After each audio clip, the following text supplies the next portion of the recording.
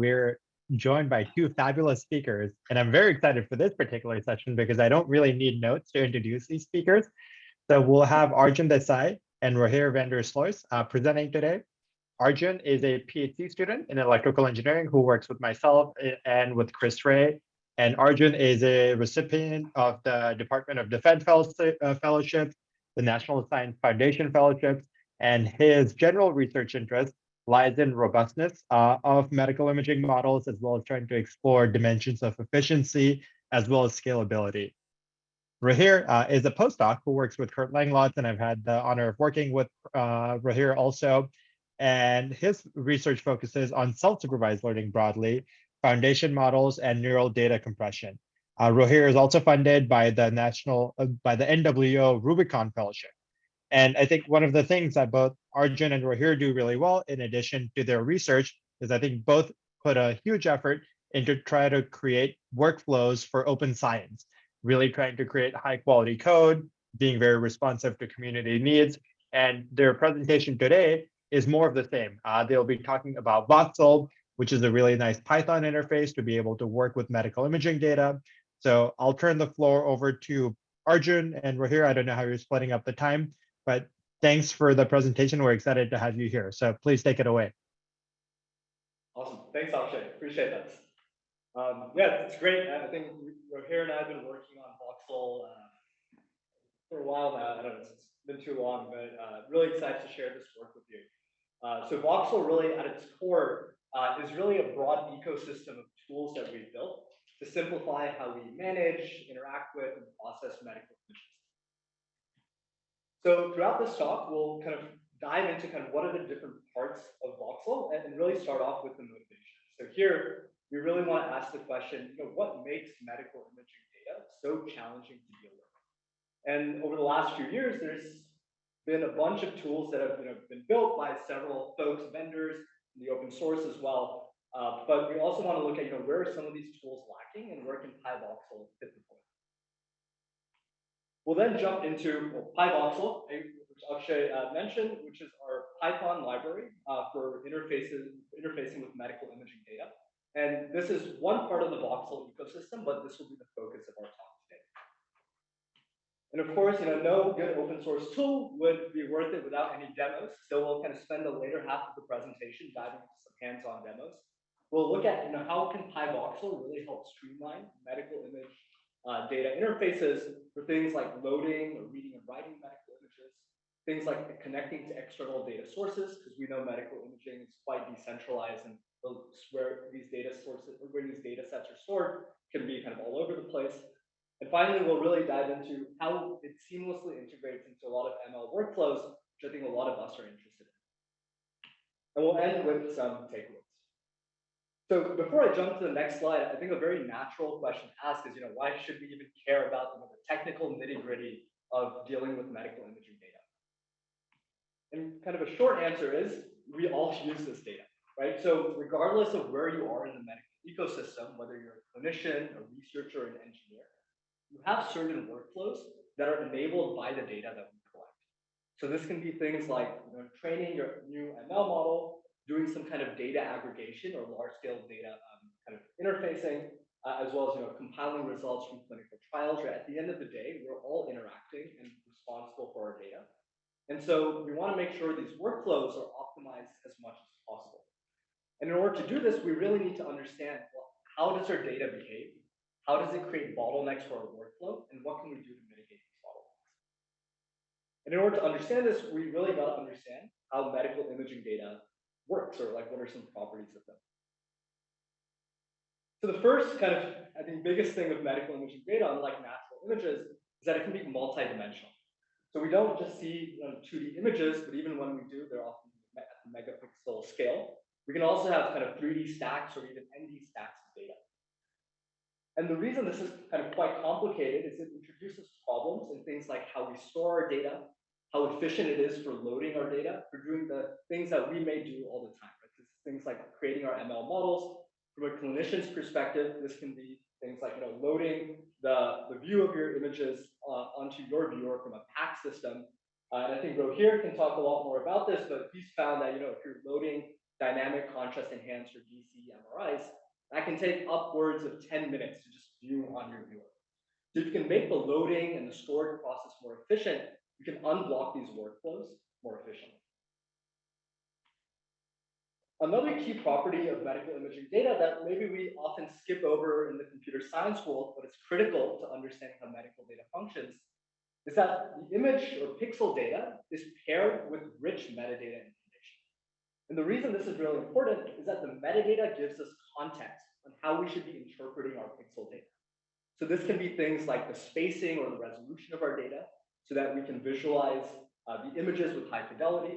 This can be information about the scan sequence or even the patient, right, which is important for contextualizing how a radiologist should read the scan. So typically when we've been thinking about medical images, we often, discard the metadata or, only use it once, maybe for some kind of pre-processing and then just deal with the pixel data kind of downstream. But really kind of what's important is we need to have some good way of representing medical imaging data as both the pixels as well as the metadata together. And I think the third point, which is maybe more of a catch-all for all of the points that all the properties of medical imaging data, is that these kinds of data tend to be quite decentralized and heterogeneous. And what I mean by this is that when we think about how we access our medical imaging data, we often have them on secure storage locations. And these locations are quite decentralized based on where the data was collected, who should have access to this data, and many other criteria. So if I'm on some local machine like my computer or my viewport, and I want to connect to some database, I may be able to see some of these images on this database, but there's tons of other databases out there that I may want to collect or be able to log into and access data from. So here, we don't want the database to be our limiting factor because of the fact that the data is quite decentralized. So we need ways of connecting our views into the different data sources that are out there. The second piece is that it's not just that image data is heterogeneous, but also the storage or the file storage formats are quite heterogeneous as well.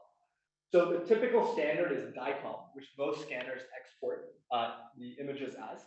But we can often find a lot of the artifacts that we generate from the image process, like annotations, like segmentations, or even kind of post-processed images are stored in various different formats. So in the machine learning world, we often do this for efficiency reasons, but there's also different reasons why we want to use certain kinds of storage formats. And when we're thinking about building good sets of tools for interacting with our data, we don't really want to care about where the data is or how the data is stored, right? We just want to be able to load it and use it for our workflows.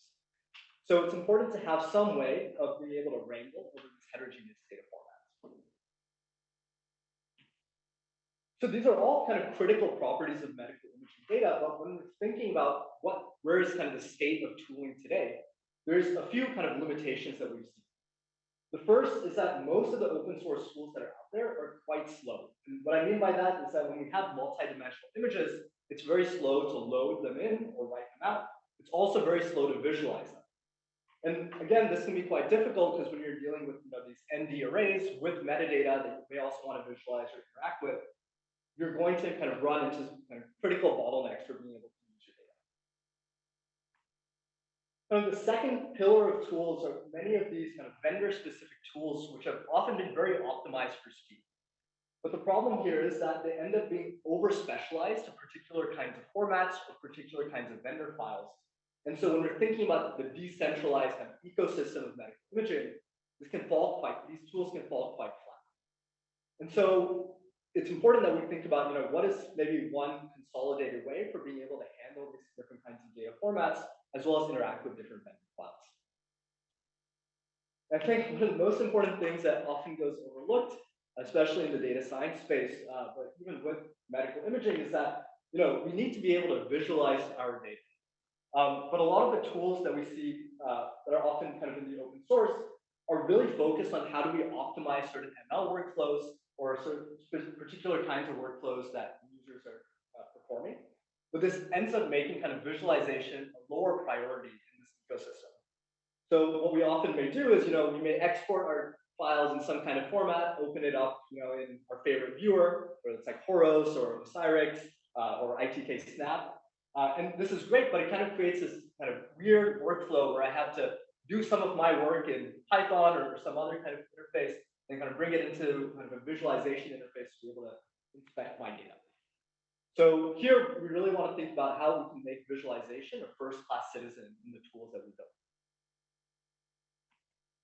So to this end, we've kind of built out pydocl, which is this Python library for wrangling medical imaging data. And here, kind of, this is part of the Voxel ecosystem, but it's focused on the Pythonic workflows that we often see for things like machine learning or inspecting our data in a Python notebook. And pydocl is really founded on like four core principles. The first is that the I/O should be extremely simplified. This means that regardless of how the data is stored, what vendor files the data ship with, we should be able to read and write the data. The second is kind of going along this lines of that pixel array data should be paired with the rich metadata. So here we've created nice data abstractions for pairing pixel data with the metadata, but still allowing it to behave like standard arrays that we see in Python. So these are things like NumPy arrays or torch tensors. So it doesn't kind of obstruct the user's workflow. The third point, kind of what we were very excited about, was we really made visualization a first-class citizen in pydocl. This means that if you have multidimensional data, you can load it in with a simplified I/O. But you can also easily visualize it in native Python, so you don't have to open it in external applications. And finally, no open source tool would be useful if it's not compatible with other open source tools that are out there.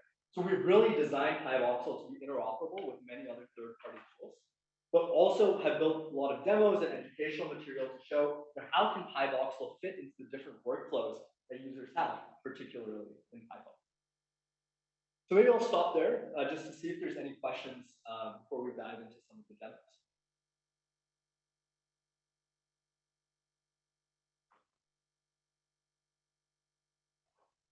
Right, awesome. Well then let's dive right in.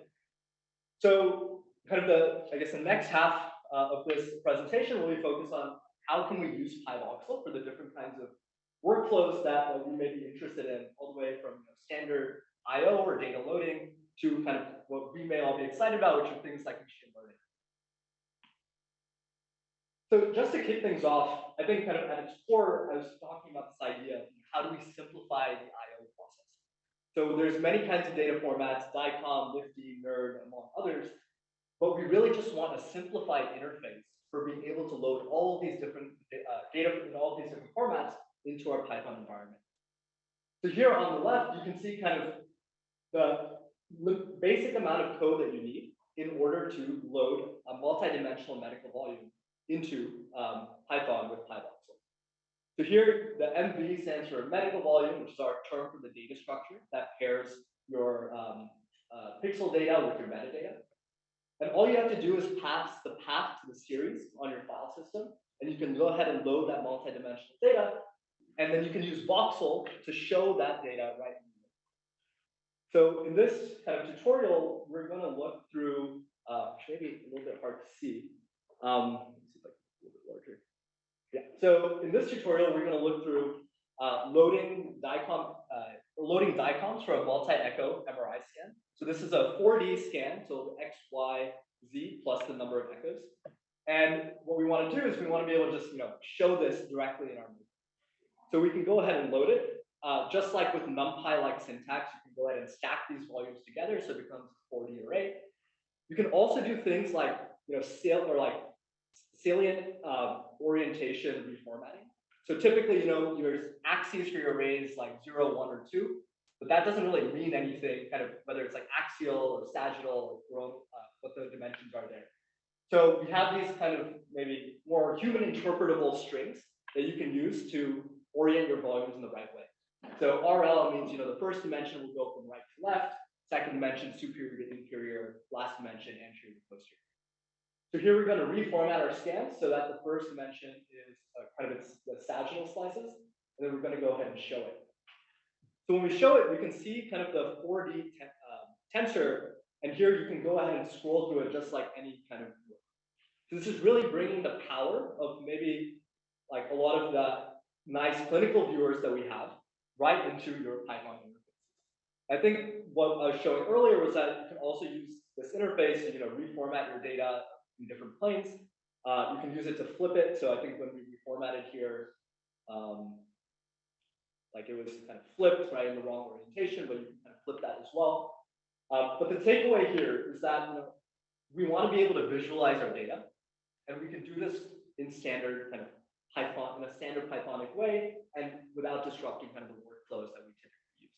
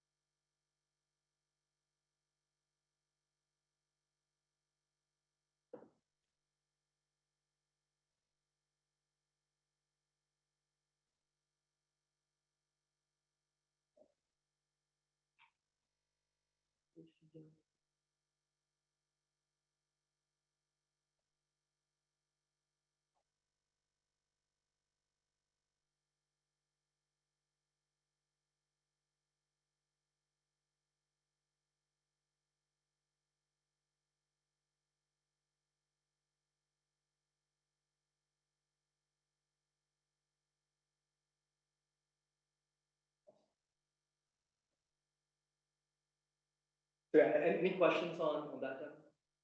Kind of what that interface looks like. I kind of have a question. Yeah. One simple question, if you can overlay segmentation, but perhaps you are showing this. Well, we'll get to it. Okay. Yeah. Okay. Great question. That's a great question. So I think before we jump onto segmentations, I think one thing that Rogier and I were quite excited about was this idea of how do we interact with decentralized data. So oftentimes data is stored behind on PACS system. It could be stored via APIs, such as like the Cancer Imaging Archive exposes images, and you can fetch them with APIs. So there's different kind of ways or protocols for accessing data across different systems. So what we found was no one should have to have the data on their particular file system in order to be able to look at the data. As long as they have permissions to access the right database, you should be able to fetch that data with no problem. So here in this demo, we're going to look at how we can fetch data from the Cancer Imaging Archive. So this is some data that's hosted on their database that they expose with an API. So it's at a particular URL. And you can kind of ping that URL and say, I want a scan with this particular ID. So maybe you found a scan with a nice ID that you wanted to fetch, or you have a list of IDs in some CSV file. You can go ahead and fetch that, again, just using the voxel.load method, which will go ahead and load that data. So try showing this again. Hopefully it won't cause any problems this time. But here we can see we've just modified the load or the read function to take in some extra parameters about what the ID of the series is. And you can also do some cool things like sorting the files that you have. So a lot of times when you fetch files from a particular system, such as DICOMs, they're not kind of sorted in the right way, such that when you stack them, they'll be in the right order. So you can do things like sorting by the instance number. You can group by particular fields, which is what we did with MRI, so we could group by echo time. So this gives you a little bit more control about kind of how you want your volume to materialize. And again, all of this is super low level, but the idea here is that you have the flexibility to load in the volumes as you wish, with kind of just like you would do with like pydicom or nibabel or other libraries that are out there. But this is a simplified or unified interface for you to do this. So here, what we're actually doing is we're fetching that data, we're streaming it into kind of Python, and then we're going to construct it into our medical volume. So just maybe I'll speed things up a little bit here. So we've loaded it, and then we've also, because we have the metadata stored in addition to the pixel data, you can do things like post or pre-process your data very easily, right? So oftentimes for CTs, we want to apply like this, we want to rescale with like the slope and the intercept. So we have like, we can do this directly with like apply the rescaling function. And the only way you can do this is because the data for the slope and the intercept is stored in the metadata, and that's held with this medical volume array-like object. You can also do things like applying the windowing, and once you do that, once you've had it pre-processed, you can also kind of do your reformatting and go ahead and visualize it, just like we did with the MRI scans. And the other kind of functions here are pretty similar. It's like, you can do your reformatting and visualize it in different planes, but you are no longer tied to having the data on your file system in order to be able to use it for your applications. The place that's going to be quite useful is, let's say we're training the next foundation model for MR or for medical imaging. Right? We're not going to fit all of the data on a particular database. Maybe we can. Maybe GCP will let us kind of store that amount of data. But what this allows us to do is we can connect a large consortium of databases that we have access to and be able to stream that information when we need it. And also, I think something that I'm very excited about is kind of the evaluation of these models. Right? So if we're trying to evaluate them on data from some other institute, and they grant us access to that data, or they have some API for exposing that data, we can do this in a secure way.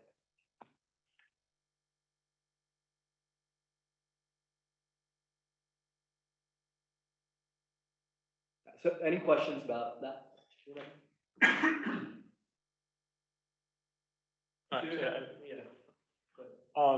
By the way, this is just like really awesome work. I've spent like so much time like doing my ML workflows and then downloading the scans and then opening them in Horus.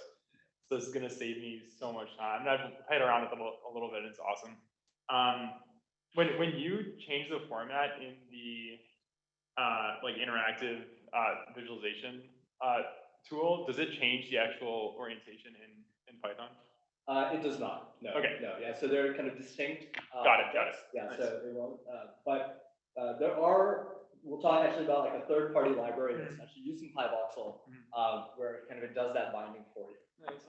So yeah, there's a lot of tools that I think are being built on the tools that we've been building. So I think that's pretty exciting. Also, this is a very specific question, but I've noticed when you load in scans, you reorient like a standard orientation, like RAS plus. Is there a way to load in scans without reorienting them, just keeping them in their? Oh yeah. If you don't want to reorient them, that's also totally fine. Yeah, so you can load them in whatever orientation, whatever orientation the DICOMs or NIfTI file was structured in. But I think the reason that I often use the orientation, I think that's maybe 90% of the work that I do with PyVoxel is, put it in the right orientation so that it's like a lot easier to visualize, right? So like MRI scans, you typically have a high resolution in sagittal plane. So I want to look at sagittal slices, right? And this may be different. You may have axial slices with high resolution in CT, right? Especially with body CT. So there isn't maybe a conventional orientation across all medical imaging. There's particular kinds of applications where you want to see scans in particular. The question is more like in the authentication side, the challenges for it, and how do you abstract that for the user? Yeah, so the authentication we don't abstract. So as long as your machine has been authenticated with like hacks, right? So you kind of made that connection, right? So you can do that typically through a terminal, or if you have like a web browser running, you can authenticate via that. The cancer imaging archive is open, so you can. It's like an open API that you can ping, and the data has been de-anonymized, things like that, or anonymized, de-identified. Yeah.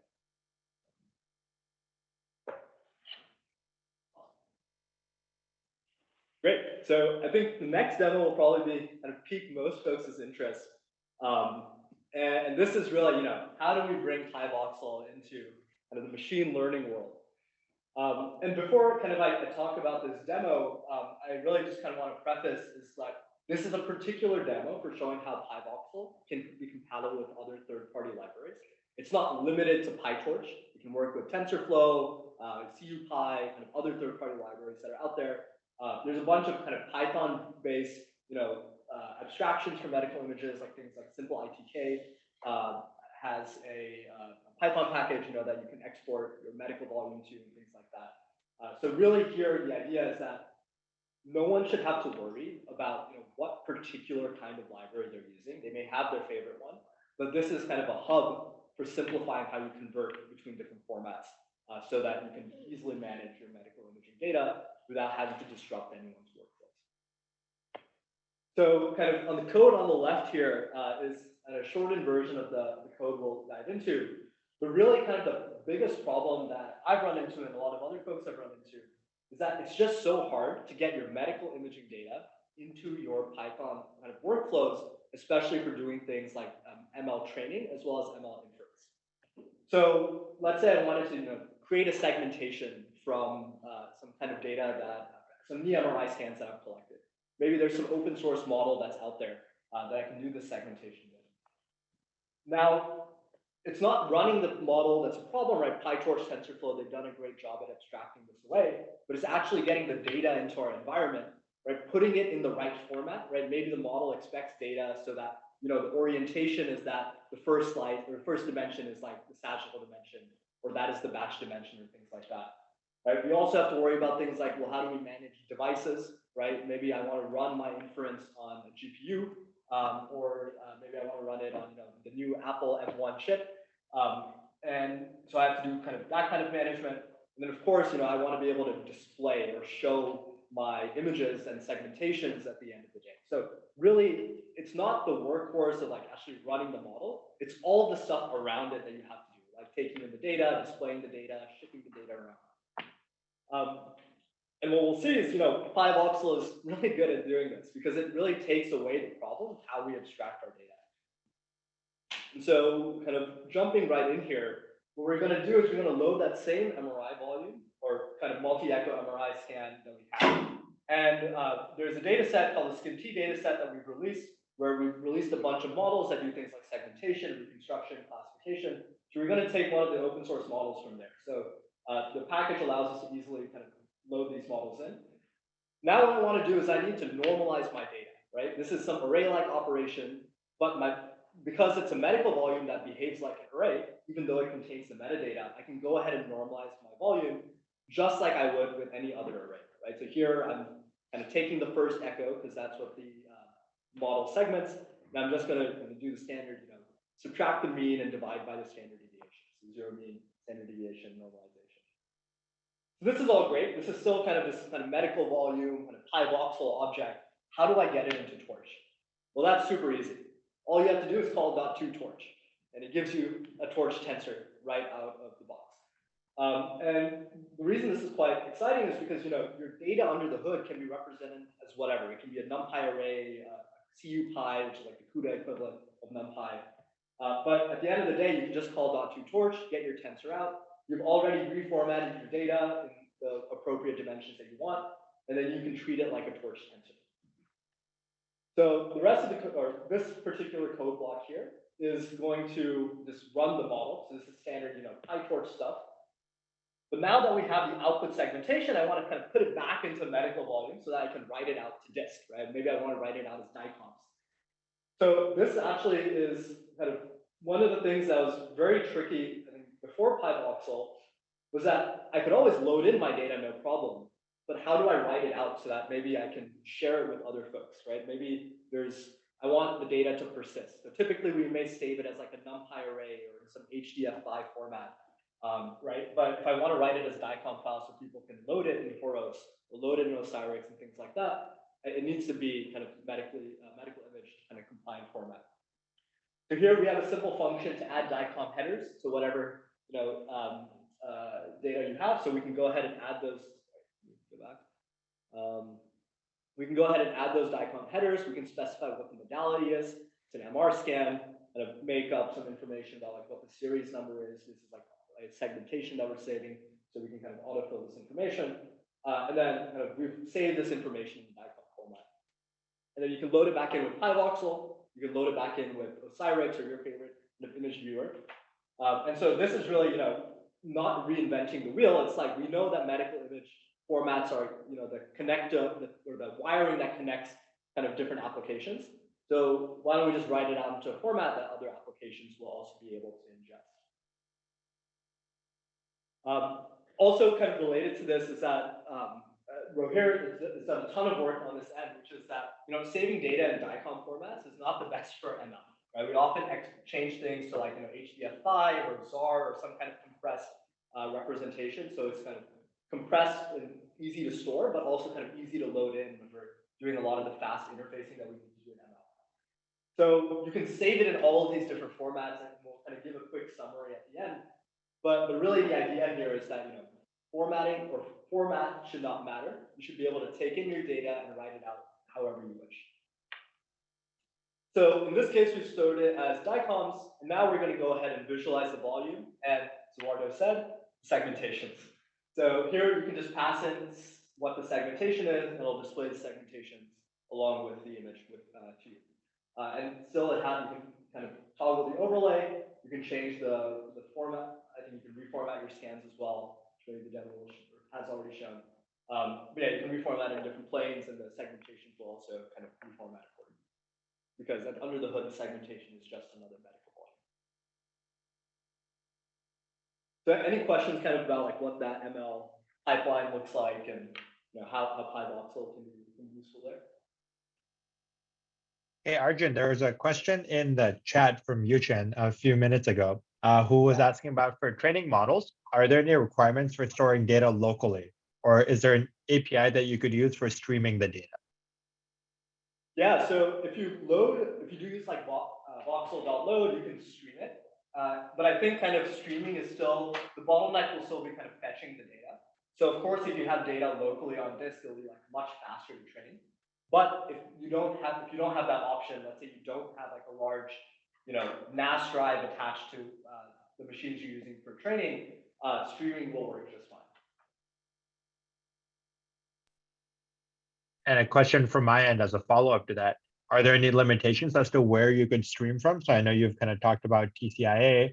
What if I had my data sitting on a S3 bucket in AWS? Could I stream from there too? Or are there any limitations we need to be aware of? Yeah, that's a great question. So the TCIA does a great job kind of exposing this nice little API for fetching data based on some particular ID. But you can also stream from S3 buckets as well as, from like kind of Google storage buckets and things like that. It may be a little bit slower, right, depending on how the data is stored.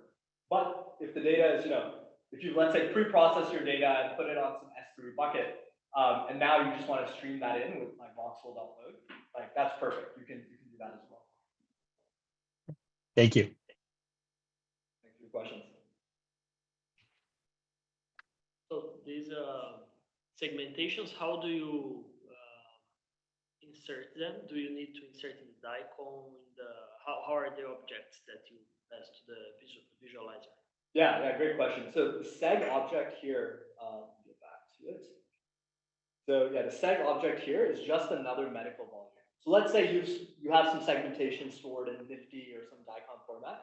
You can load that in with pyvoxel, and then it will give you a medical volume object that you can just pass into like voxel.show, and it will display it for you.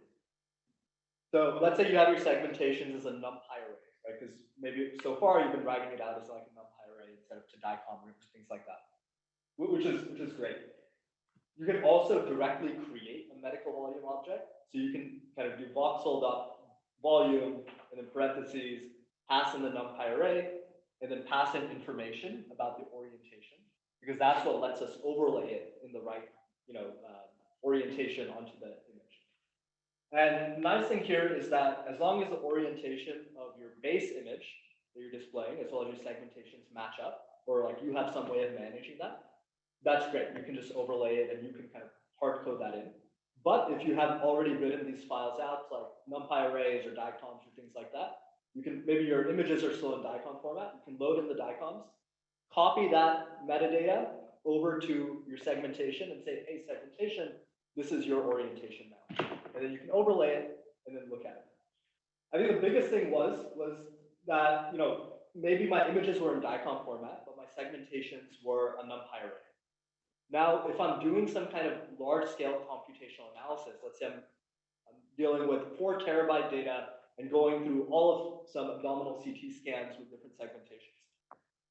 Now, how do I know that my segmentations, because they're a numpy array, right? They don't have orientation information. How do I know that they're overlaying properly on my images? I trust, right, that I did something right when I wrote everything out. But here, you can actually visualize it, make sure these kind of segmentation overlays are looking as they should, and then you can go ahead and do your processing as you want. So this is why I think, for me at least, I've been a huge proponent of like visualizing your data, because if you don't, there's a lot of problems that can arise, right? Especially when you're doing a lot of the large scale analyses that we often do. Yeah. So this seems like a developer tool in this like format that you're showing here. Do you see Meerkat, one of your other projects, as being like kind of the interface to this that's geared towards like clinicians and like other people that might be interested? Yeah, it's a great question. So I'll talk about Meerkat in just a sec, but kind of just to answer your question, there's a bunch of third-party libraries that are out there, and it'd be awesome to see any of them kind of use pydvoxel for what they're doing, right? So Meerkat does a great, I think, does a great job of, for large-scale data sets, being able to quickly visualize them or look at them, have people label them, right? Kind of at large scale, it's great. Kind of at a smaller scale, maybe a per scan or per instance visualization, like Voxel or pydvoxel, as well as like Voxel, which is another tool that Rogier has been working on as part of this ecosystem, like the Voxel viewer, are much better for that, right? So it's kind of, it depends on what you're trying to do. But the only way that we can make this sustainable in the open source is if we make it easy for folks to incorporate it into their projects, which is what we were able to do with Meerkat, which I think folks are also doing. I think there's folks that are creating like a new standard for processing muscle data, or writing muscle data in a particular format. Like Voxel is kind of the base for that. So I think it's very exciting to see kind of how that's going, but you just have to be able to incorporate into these different tools that are already out there. Great question. Awesome. Oh, you have, okay. No, I mean, keep coming. No, No, please. Yeah. It's fine. All right. Sounds good. Almost done. So I think to Lewis's point, kind of Meerkat was this project that I, Curran, and Sabri have been working on. We presented on it a couple weeks ago here at AMI. But it's really this idea of like, how do you build good data interfaces for unstructured data? And again, the reason this is important is, when data is unstructured, like images, video, long documents, PDFs, etc., you have to be able to visualize them before you do any kind of analysis.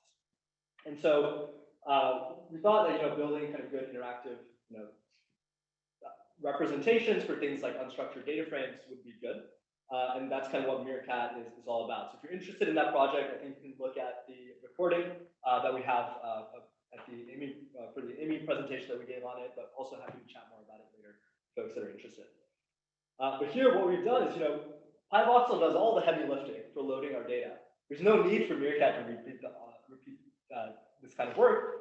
So what we've done is we've hooked up the pydvoxel, we've made pydvoxel like a dependency for medical images in Meerkat. We said anytime you have a medical image, just use pydvoxel because it has this unified mechanism for loading different kinds of data. Just use pydvoxel to load your data. Meerkat has this like data frame-like API for managing whatever your data. So you can have like a column with segmentations, a column with your images. And so here's the interface that you can build in Meerkat, powered by pydvoxel, to kind of look at your images. You can look at it, like this is a data set of the entire BRATS image segmentation data set in this gallery. And you can overlay your segmentations, you can reformat, play videos, put to full screen, right? All of this UI stuff was like in Meerkat, but under the hood, this is using pydvoxel. So pydvoxel is really the engine that made this possible.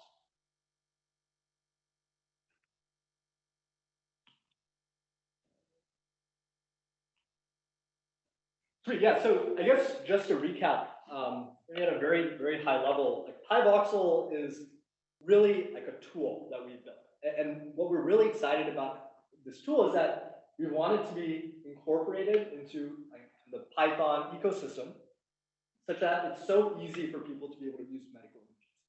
I think we, as like pseudo domain experts, in the medical space, often know how to interact with medical images very easily.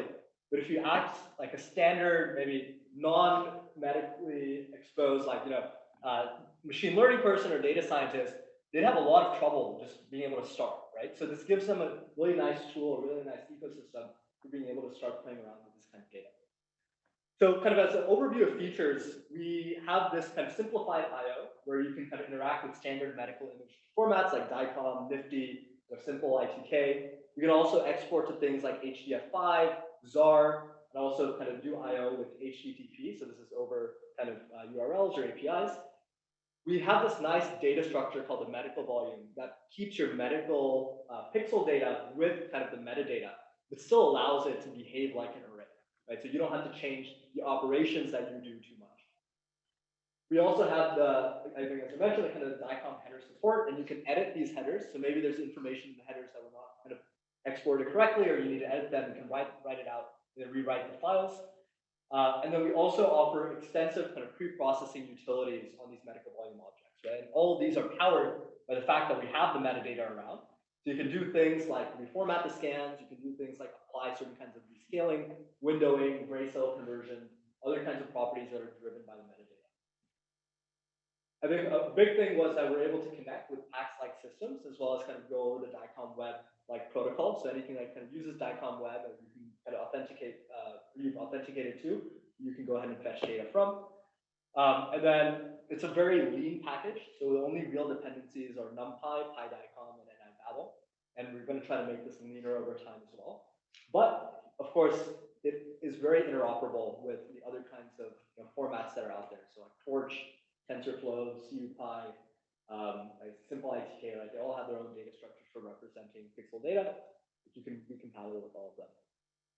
And of course, I think something that Rogier and I are super excited about is this idea of like PACS-like image visualization directly kind of at your fingertips in the native Python environment.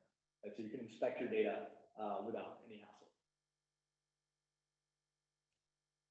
So I guess this is the supposed limitation slide. I guess you typically have in any kind of research talk, but really kind of the idea here is PyVoxel is not meant to replicate what other people have done or try to do something or be the right thing for everything, right? It's kind of a very lean package, really managing the data side. And so it's not a replacement for PyTorch, JAX, TensorFlow, or any of these kinds of utilities which we often build on or are compatible with. It's really kind of a complement to them that offers kind of this medical image data specific way of managing your data. It's also not an ecosystem for AI, so you don't have to do ML or AI with PyVoxel, right? I think we also use PyVoxel for a lot of large-scale clinical analyses tasks that we often run, which don't use AI at all. So there's a lot of great tools that are out there like Monai, Cornea, PyTorch Lightning, that have their own accumulated APIs, which work really well for certain applications. We're very unopinionated. We want to make sure that we're compatible with the broad ecosystem. So really kind of at its core, PyVoxel's goal is to go from the raw files, your raw data, bring it into your Python environment, and give you the tools that you need to simplify your workflows. These are things like visualization, things like I/O, things like good data management. It also supports things like memory mapping, right? So this is quite important if you don't want to load all of your information in at once. And so there's a lot of bells and whistles that are built into this, but really at its core, it's how do you manage your data better in a Python ecosystem.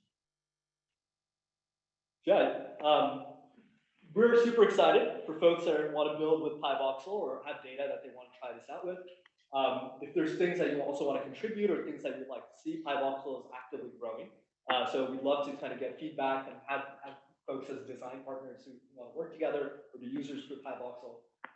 And definitely give it a go. It's a public package. You can install it. There's a bunch of demos already that Rogier and I have been building. So we'd love to kind of get your thoughts.